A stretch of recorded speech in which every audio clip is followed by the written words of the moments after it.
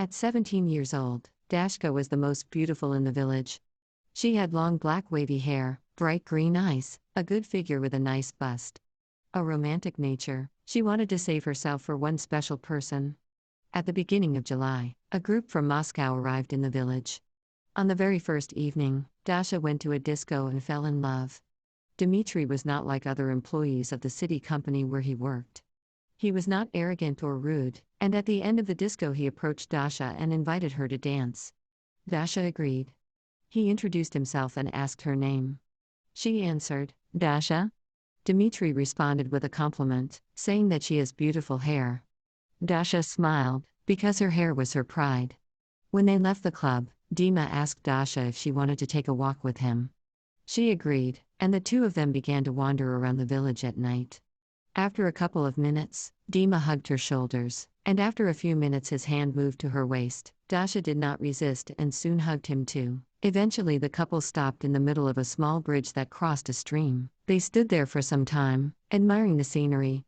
Dima, enjoying the fresh air, which he was not used to in Moscow, said, "How easy it is to breathe here, what a wonderful climate," and Dasha began to say that she wanted to go to Moscow to continue studying. They looked at each other tenderly, and before she knew it, they were already kissing. They spent all their days together, running through the meadows, swimming in the river. So 2 weeks flew by, but it seemed like they flew by in one day. When Dima told Dasha that he needed to leave, tears streamed down her face. "Dimka, please stay a little longer. I cannot live without you," she begged. "Baby, I have to go to work," he answered. Dasha began to cry a lot. Dima hugged her tightly, and they sat like that for some time. Dasha and Dima agreed to meet in the evening on the river beach. Dasha arrived a few minutes earlier, but Dimka was already there. She threw herself into his arms and offered him a walk on the water. Dasha was the first to take off her sandals and enter the water. Dima followed her example. It was an unforgettable experience for both of them that they will never forget. Dima and Dasha enjoyed a romantic evening on the beach. Dima asked Dasha if she had ever swam in clothes, to which she responded with a smile.